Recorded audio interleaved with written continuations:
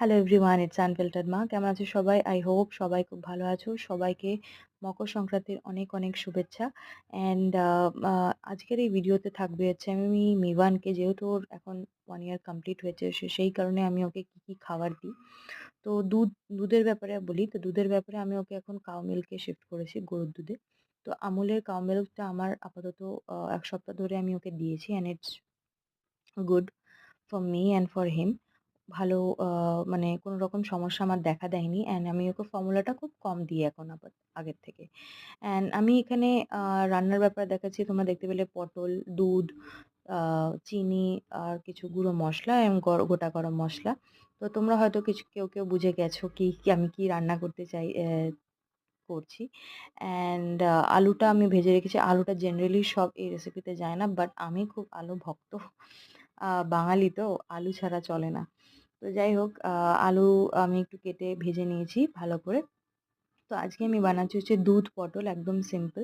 তো আমার যে মসলা ছিল, গোটা গরম মসলার সাথে একটু নুন, হলুদ, আ ইভেন জিরে গুঁড়ো, হলুদ গুঁড়ো, লঙ্কা গুঁড়ো সবকটাকে একটু ভালো করে কষিয়ে নিয়ে তারপরে আমি পটলগুলো দিয়ে দেবো। পটল, আলুগুলো ভালো করে, আমার এখনো জিভে জল চলে আসছে।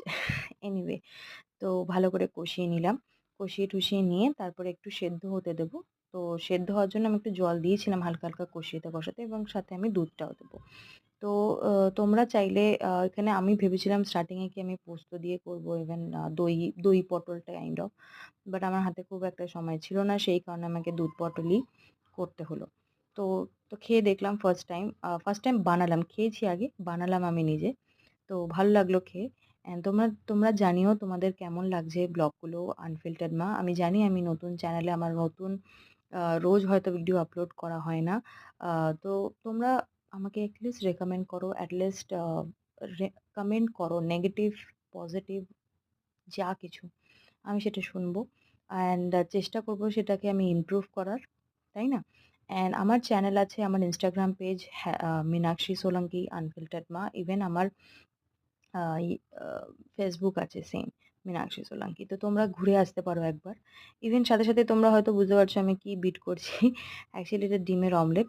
তো আমার কাছে মাশরুম ছিল। তো মাশরুমটা আমি ভেজে নিচ্ছি ভালো করে। সেটা হয়তো প্রপারলি এখানে ক্লিয়ার দেখাতে পারছি না। তো মাশরুম অমলেট বানানোর জন্য মাশরুমটাকে ভেজে নিয়েছি, অ্যান্ড ডিমটাকে ভালো করে বিট করে। তো এটা ছিল আমার রাতের ডিনার। তো তোমরা জানিও তোমাদের কেমন লাগলো ব্লগটাকে, একটু ভিউজ বাড়াও, লাইক করো, কমেন্ট করো, শেয়ার করো। Love you all. Happy parenting.